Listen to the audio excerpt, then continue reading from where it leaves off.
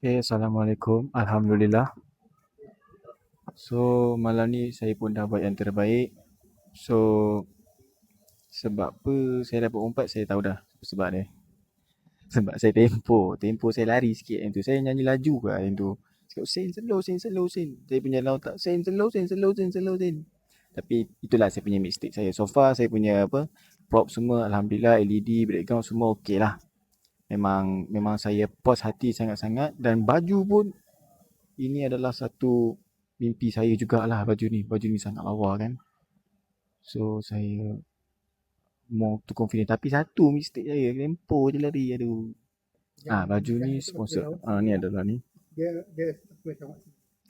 approach saya sebab ramai kan dalam threads kan suruh diorang cari saya.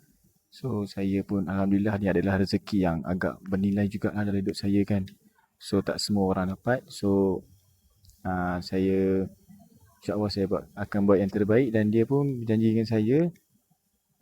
So saya simpan kata-kata dia iaitu janganlah lupa orang sekeliling semasa kita dekat bawah lagi.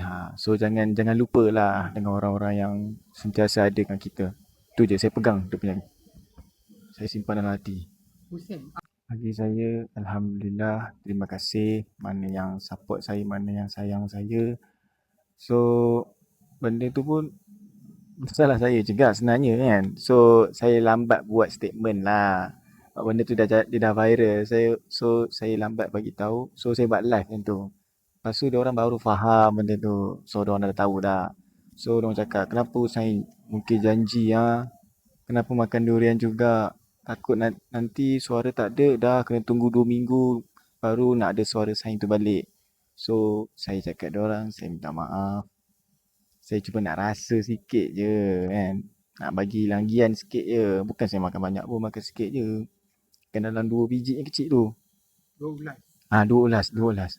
12. So saya berjanji dengan orang lah. So saya nak makan sikit, saya minta maaf kat orang, saya akan buat yang terbaik dari Ahad. Pada setiap Ahad. Dia kesan dari bapak saya juga. Sebab saya macam mana saya layan bapak saya. Sebab niat saya nak layan bapak saya tu supaya orang luar boleh tengok dan boleh ikut benda tu. Itu saya punya niat lah. Yalah, bapak saya pun cakap, be humble. Selalu rendahkan diri. So, saya ambil kata-kata bapak saya tu, saya simpan dalam hati. So, benda ni kesan jugalah dekat bapak saya kan. Sebab ada orang yang tak ada bapak. Bila dia orang tengok saya layan bapak saya macam tu, dia orang terasa tau. Dia orang rasa benda tu.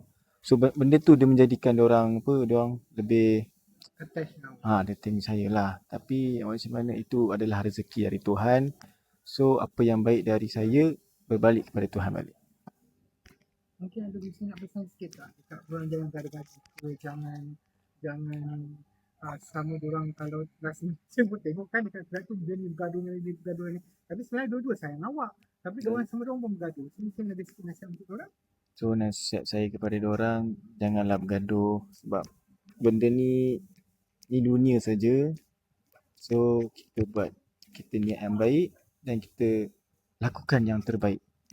So saya minta maaf mana yang sangka buruk kan. Lepas tu benda tu jadi pergaduhan lah. Saya minta maaf lah benda tu. Saya minta maaf dari hujung kaki saya hingga kepala atas kepala. Hujung rambut. Saya minta maaf dari hujung rambut hingga hujung kaki. Sekiranya saya ada buat salah, minta maaf. Yang penting sokong Hussein jangan bergaduh. Yang penting sokong saya dan sokong semua orang. Okay, biar ada orang rasa macam semangat. Sebab yelah bila dah orang banyak support, kita lagi semangat tau. Benda tu bakar. So pesan saya, support semua orang sekali. Jangan tengok saya je, tengok semua orang kalau boleh.